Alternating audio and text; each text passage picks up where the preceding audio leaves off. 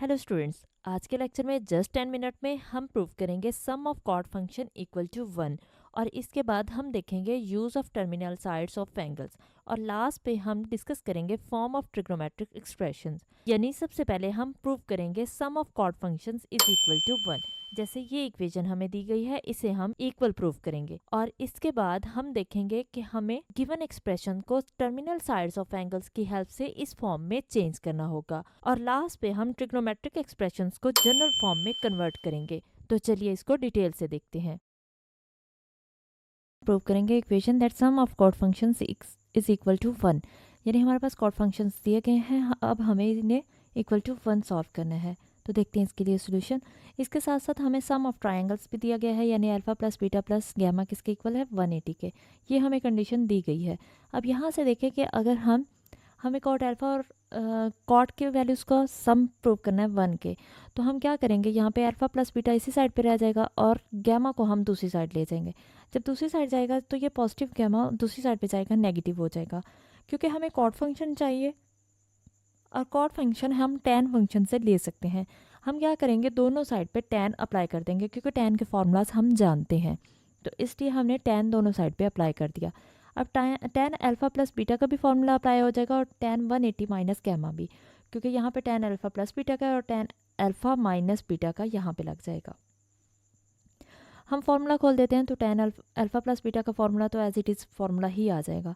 और यहाँ पे tan 180 माइनस गैमा को भी सॉल्व कर सकते हैं, आप इसको फॉर्मूला के थ्रू भी सॉल्व कर सकते हैं, या आप इसको डायरेक्ट इसकी आइडेंटिटी भी अप्लाई कर सकते हैं कि माइनस tan गैमा के इक्वल होता है। 180 माइनस गैमा किसके इक्वल होता है, माइनस tan गैमा के इक्वल होता है। अब चाहें तो ये पूरा फॉर्मूला लगा के भी इसको सॉल्व कर सकते हैं।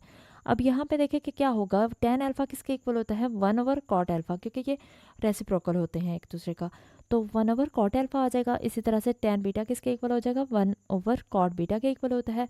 इस यहाँ भी हम लगा देंगे 1 over cot alpha 1 over cot beta, और tan गैमा की वैल्यू क्या होती है 1 ओवर कॉट गैमा आ जाएगी। अब ऊपर इसका एलसीएम हो रहा है तो हम इसका एलसीएम ले सकते हैं। हम इसका cot alpha cot beta LCM लेंगे, ऊपर एलसीएम आ जाएगा, तो कॉट अल्फा कॉट बीटा, और ये हमारे पास कॉट अल्फा जब एलसीएम खत्म होगा तो cot beta plus cot alpha होगा, तो वो उसको हम सीधा करके लिख सकते हैं, यानी प्लस में आगे पीछे करें तो वैल्यूज़ को फ़र्क नहीं पड़ता। और यहाँ पे देखिए कि हमारे पास 1 मल्टीप्लाई होगा 1 से, कॉट अल्फा कॉट बीटा आ जाएगा। तो यहाँ पे जब एलसीएम लेंगे तो ये हमारे पास आएगा कॉट अल्फा कॉट बीटा -1, और कॉट अल्फा कॉट बीटा ये डिनोमिनेटर में जो आ रहे हैं, जब ये एलसीएम होगा तो ये कट जाएंगे, तो कॉट अल्फा कॉट बीटा -1 आ जाएगा। इसी तरह से ये वैल्यू इस साइड पे उसी तरह से आ गई। अब हम इनको क्रॉस मल्टीप्लाई करेंगे, यानी कॉट गैमा इस वैल्यू से ऊपर मल्टीप्लाई होगा और ये 1 से मल्टीप्लाई होगा, तो ये हमारे पास माइनस साइन यहाँ पे आ गया। अब हम इसको सॉल्व कर देते हैं तो कॉट अल्फा कॉट गैमा आ जाएगा और कॉट बीटा कॉट गैमा आ गया। इस माइनस को भी एक्सपेंड कर देंगे तो cot alpha minus cot alpha cot beta हो जाएगा, माइनस माइनस क्या हो जाएगा प्लस, +1 आ गया। अब ये पूरी वैल्यू नेगेटिव है, ये दूसरी साइड पे ले जाएंगे तो क्या हो जाएगी, पॉजिटिव हो जाएगी, इसलिए ये पूरी वैल्यू यहाँ पे आके पॉजिटिव हो गई। और यही हमें प्रूव करना था कि ये पूरी वैल्यू इक्वल है 1 के, तो ये हमने प्रूव कर दिया। Use of terminal sides of angles को डिस्कस करेंगे। देखते हैं इसके लिए क्वेश्चन में हमें क्या कहा गया, express the following in the form of r sin theta +φ। इस फॉर्म में हमें गिवन एक्सप्रेशन को परफॉर्म करना है, यानी इसमें फाइंड करना है हमें where terminal sides of angles of measure theta and phi, यानी यहाँ पे हमारे पास कितने एंगल्स हैं, 2 एंगल्स हैं, theta and phi, are in the first quadrant. हमारे पास जो एंगल्स आ रहे हैं थीटा और फाई वो फर्स्ट क्वाड्रेंट में हैं। देखते हैं इसका सोल्यूशन। यहाँ पे हमें ये एक्सप्रेशन दिया गया है, इस एक्सप्रेशन को हमें इस फॉर्म में कन्वर्ट करना है। तो सोल्यूशन में हम सबसे पहले क्या करेंगे, हमारे पास इनके साथ ये जो कोफिशिएंट्स आ रहे हैं, जैसे 12 आ रहा है और 5 आ रहा है, तो इन दोनों का हम स्क्वायर लेंगे, यानी हम क्या फाइंड कर रहे हैं, हम रेडियस फाइंड कर रहे हैं। तो रेडियस के लिए हम यही करते हैं कि हम दोनों वैल्यूज़ का स्क्वायर करते हैं और प्लस मिड में आता है और उसका स्क्वायर रूट फाइंड कर स्क्वायर रूट ले लेते हैं। तो यहाँ पे 12 का स्क्वायर कितना आ गया 144, और 5 का स्क्वायर कितना आ गया 25, इसका स्क्वायर रूट आ जाएगा। और स्क्वायर रूट इसको सॉल्व करेंगे, 144 प्लस 25 कितना हो गया 169, इसका स्क्वायर रूट लेंगे तो कितना आएगा 13। स्क्वायर रूट ऑफ 169 कितना होता है 13 होता है। ये हमारे पास आर की वैल्यू आ गई है। और आर की वैल्यू हम हमेशा इसी तरह से ही फाइंड करेंगे कि हमारे पास जो गिवन एक्सप्रेशन होगा उसके कोफिशिएंट्स का हम स्क्वायर लेंगे और उनका सम करने के बाद उसका स्क्वायर रूट ले लेंगे। अब हम क्या करेंगे, हमारे पास जो आर आया है यानी 13 आया है, इसको हम मल्टीप्लाई भी करेंगे इस एक्सप्रेशन के साथ और हम डिवाइड भी करेंगे। अब यहाँ पे देखें कि इस एक्सप्रेशंस के साथ हमने अगर मल्टीप्लाई भी किया और डिवाइड भी किया तो हमने किस तरह से किया। ये हमारे पास था 12 साइन थीटा, इसके साथ जब 13 मल्टीप्लाई हुआ तो 13 और ये 13 हमने बाहर लिख दिया है और 12/13 लिख दिया, यानी साइन थीटा के बाद हमने ये हमारे पास 12 था, इसके डिनोमिनेटर में 13 लिखा और इसको मल्टीप्लाई भी किया था 13 से, तो वो जो मल्टीप्लाई वाला 13 था वो हमने यहाँ लिख दिया और जो 12/13 आ रहा था यानी डिनोमिनेटर में आ रहा था उसको हमने इस ब्रैकेट में क्लोज कर दिया है। आपको ये स्टेप समझ आ गया होगा यहाँ तक। इसके बाद अब नेक्स्ट वैल्यू के साथ ये 5 cos थीटा के साथ भी 13 मल्टीप्लाई बाय डिनोमिनेटर में 13 आना था, तो यहाँ पे देखें कि 13 बाहर हमने कॉमन में लिख दिया और जो डिनोमिनेटर में आना था वो हमने दोनों में यहाँ लगा दिया, यानी इनके कोफिशिएंट्स के साथ। तो यहाँ पे देखें कि ये 12 था तो इसके डिनोमिनेटर में 13 आ गया और ये 5 था इसके डिनोमिनेटर में 13 आ गया और जो मल्टीप्लाई का 13 था वो ये बाहर आ गया, तो डिनोमिनेटर में दोनों के 13 आ गया और इसे हमने इक्वेशन 1 का नाम दे दिया। ये स्टेप मैंने आपके लिए रिपीट कर दिया। अब यहाँ पे देखें कि ये वैल्यू तो हमारे पास आर है और यहाँ पे अगर हम पुट कर लेते हैं cos 5 किसको 12/13 को और 5/13 को हम पुट कर लेते हैं sin 5, किस में हम पुट कर रहे हैं इक्वेशन 1 में, तो हमारे पास क्या हो जाएगा कि ये हमारे पास इक्वेशन जो हमारे पास इक्वेशन 1 थी वो क्या बन जाएगी, ये 13 उसी तरह से आ गया, साइन थीटा भी उसी तरह से आ गया और इस पूरी वैल्यू की जगह 12/13 की जगह क्या आ गया cos 5, क्योंकि हमने इसको अज्यूम कर लिया है, हमने इसको पुट कर लिया है 12/13 को cos 5 के, तो इसलिए 12/13 की जगह आ गया cos 5 प्लस cos थीटा उसी तरह से आ जाएगा sin 5, हमने किसको नाम दिया है 5/13 को, तो 5/13 की जगह क्या आ गया sin 5। अब इस पे गौर करें कि ये कौन सा फॉर्मूला बन रहा है जो ब्रैकेट के अंदर आ रहा है, ये कौन सा फॉर्मूला बन रहा है, ये साइन का फॉर्मूला बन रहा है, साइन अल्फा प्लस बीटा का। तो इसको हम लिख सकते हैं, यहाँ पे अल्फा की जगह हमारे पास थीटा है और बीटा की जगह हमारे पास 5 है, तो इसको हम लिख सकते हैं 13 साइन थीटा प्लस 5। ठीक है, इसको हमने क्या लिखा 13 साइन थीटा प्लस 5। तो ये देखिए यही हमारे पास रिक्वायर्ड वो फॉर्म थी, यही एक्सप्रेशन था कि इस गिवन एक्सप्रेशन को इस फॉर्म में कन्वर्ट करें। तो यहाँ पे आर हमारे पास कितना आ रहा है 13 आ रहा है, जबकि ये हमारे पास रिक्वायर्ड एक्सप्रेशन प्रूव हो गया और यहाँ पे थीटा हमारे पास क्या आ रहा है, यहाँ पे cos 5 क्या आ रहा है 12/13, क्योंकि यहाँ पे हमने पुट किया था। तो हम साथ बता देंगे कि cos 5 किसके इक्वल है 12/13 के और sin 5 किसके इक्वल है 5/13 के।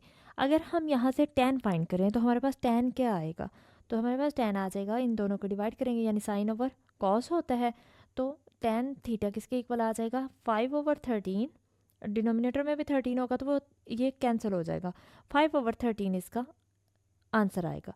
तो ये हमारे पास tan 5 की वैल्यू आ जाएगी, यहाँ पे 12 आना चाहिए 5/12, तो ये हमारे पास इसका आंसर आ जाएगा और यही हमें फाइंड करना था। ट्रिग्नोमेट्रिक एक्सप्रेशंस को गिवन फॉर्म में एक्सप्रेस करेंगे। देखते हैं इसके लिए क्वेश्चन। यहाँ पे देखें कि हमें कहा गया कि गिवन एक्सप्रेशन को इस फॉर्म में एक्सप्रेस करें, तो इसके लिए हमें क्या क्या दिया गया, हमें दो एंगल्स दिए गए हैं थीटा और फाई, यानी ये हमारे पास जो एंगल्स ये दो थीटा प्लस फाई आ रहा है, ये सम आ रहा है, ये एंगल्स का सम है। और यहाँ पे हमें एक्सप्रेशन क्या गिवन है 3 sign theta minus 5 cos theta. देखते हैं इसका सोल्यूशन। तो सोल्यूशन में सबसे पहले तो हमें आर फाइंड करना होगा। आर कैसे फाइंड करते हैं, हम इनके साथ जो इनके कोफिशिएंट्स आ रहे हैं उनका स्क्वायर लेते हैं और फिर उसका सम करने के बाद स्क्वायर रूट लेते हैं तो आर आ जाता है। तो यहाँ पे देखें कि 3 का स्क्वायर आएगा प्लस, और अगर माइनस साइन किसी भी वैल्यू के साथ आ रहा हो तो माइनस साइन हम साथ लगाएंगे, -5 का स्क्वायर आ जाएगा। 3 का स्क्वायर कितना आ गया 9 और -5 का स्क्वायर कितना आ गया 25 और ऊपर स्क्वायर रूट उसी तरह से।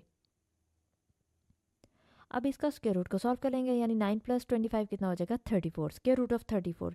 क्योंकि इसका स्क्वायर रूट सॉल्व नहीं हो सकता तो स्क्वायर रूट इसी तरह से आ जाएगा, यानी ये हमारे पास आर की वैल्यू होगी। स्क्वायर रूट आर कितना है हमारे पास स्क्वायर रूट 34।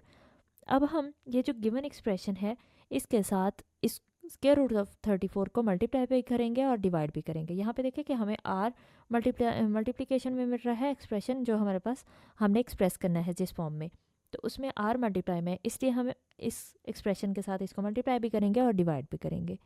तो यहाँ पे देखें कि स्क्वायर रूट 34 को हमने इस एक्सप्रेशन के साथ मल्टीप्लाई में भी लिखा और डिनोमिनेटर में भी लिखा। तो क्योंकि यहाँ पे दो वैल्यूज़ आ रही हैं तो दोनों के डिनोमिनेटर में आएगा।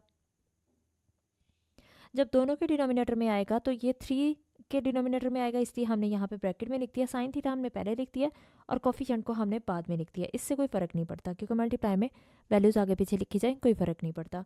3/√34 माइनस कॉस थीटा यहाँ पे आ गया और 5 के डिनोमिनेटर में भी आना था इसे, तो इसलिए 5/√34 आ गया।